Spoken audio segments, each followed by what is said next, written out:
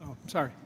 Thank you, Mr. Chair. Let me thank the witnesses today for your valuable testimony and your compelling examples here today. Mrs. Peterson, I want to particularly thank you for sharing your life journey. You're really a shining example of success and perseverance, and appreciate your passion and courage. We're having this hearing today as we consider reforms to Title 4B, which of course is an important child welfare program that provides flexibility funding to states and tribes. As the chairman of the Work and Welfare Subcommittee, I take very seriously our responsibility to ensure we have a strong safety net for nearly 370,000 children in foster care who have experienced the trauma and hardships of abuse and neglect. This Congress, the Work and Welfare Subcommittee, has taken a deep dive into current challenges facing child welfare, continuing the decades-long tradition of doing so in a bipartisan basis. Last week, I was proud to co-lead the introduction of the Parents Act with my fellow Illinoisan ranking member, Congressman Danny Davis, a bill aimed at finding ways to better nurture the relationship between foster children and their incarcerated parents. Our subcommittee has held 2 child welfare hearings this particular Congress. In September of last year, we heard from witnesses about ways to modernize Title 4B. And in January, the subcommittee held a hearing on improving support for the 19,000 youth aging out of foster care each year. Witnesses at these hearings included state officials, leaders from community-based organizations, and former foster youth who shared recommendations on ways to improve the system moving forward. And this full committee hearing today signals important progress in our ability to work together to reauthorize Title 4B of this Congress. Mrs. Peterson, one of the policies that I focused on our subcommittee is embracing the stories of those that have experienced transformational change from the power of employment, brought to their lives by a job. The focus has been not just about the job, but the dignity of work. I appreciate your perspective on how we can encourage and promote this dignity for all vulnerable populations, including foster youth.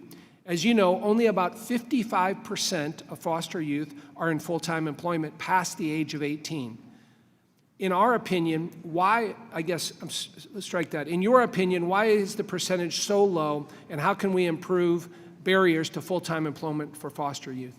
Thank you for your kind words, and thank you for your work. It sounds very powerful. I think this percentage is so low for 2 reasons. The first is that foster youth usually do not receive as many opportunities as their peers who are not in foster children.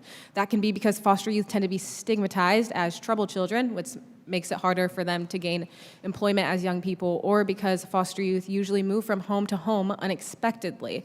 This causes them to miss out on opportunities like sports tryouts, or makes them have to leave jobs unexpectedly, which then makes them less hireable when they go to get another job. There's also the piece that I briefly mentioned in my statement. One of the young men my husband and I were mentoring as a part of this nonprofit, he was a former foster youth, and he was living off of free housing and getting a weekly stipend from Chafee funds. And those offering him these resources told him he would continue to receive the resources as long as he worked 20 hours a week. And he wasn't doing any higher education no higher education, just work. So what programs like this teach young people is that part-time work is sustainable for life, and they can live off of government resources. The young man did get removed from the program because he wasn't meeting the requirements of working 20 hours a week, and he then fell into homelessness.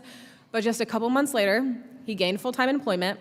He's now paying for his own housing. His mental health is doing much better because he can't sleep all day because he has to go to work. And my husband and I see this pattern in young people again and again and again. And the point is not that we shouldn't help, but that there is a point when helping hurts, and it's our responsibility as the helper to figure out where that point is. When resources are excessive, they can become enabling to young adults and communities, because communities are then given permission to not invest their time and energy and love into these youth. So we need to find that fine line of giving young adults what they need to survive in an empowering way rather than an enabling way. Well, Mrs. Peterson, that's a great example of what we're focused on the importance of employment and the dignity of work, and we're grateful to have you here today. Thank you, and I yield back. Thank you. Thank you.